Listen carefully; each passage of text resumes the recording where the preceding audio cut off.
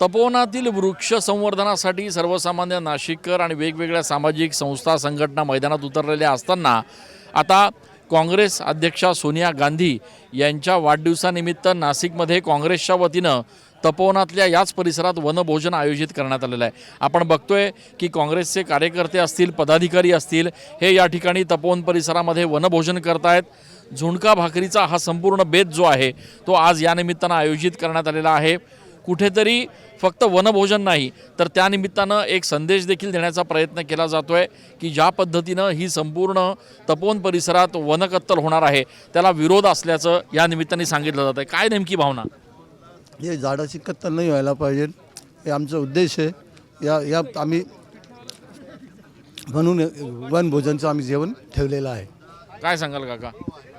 झाड म्हणजे माणसाचा श्वास आहे आणि श्वासच जर गुदमरत असेल तर तिथं जगून काय उपयोग आहे। म्हणून जो या झाडाला तोडीत असेल त्यांनी त्याचा पहिला विचार करावा आणि मग झाड तोडावं।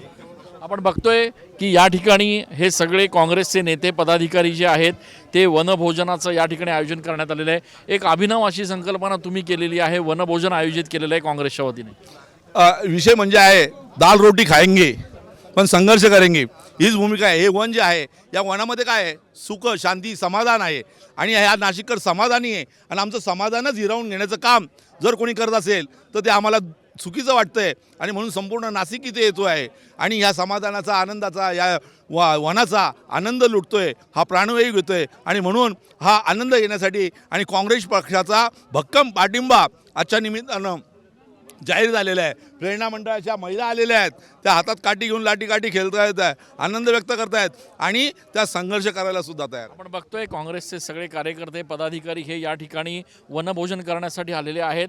इथे तपोवनामध्ये ज्या परिसरामध्ये वृक्षतोडीचा हा संपूर्ण वाद जो सुरू आहे त्याच ठिकाणी काँग्रेसच्या कार्यकर्त्यांकडून आणि पदाधिकाऱ्यांकडून वनभोजन करत एक अभिनव संदेश देण्याचा प्रयत्न होतोय। कॅमेरा पर्सन आकाश येवलेसह मी चंदन पूजाधिकारी, TV9 मराठी।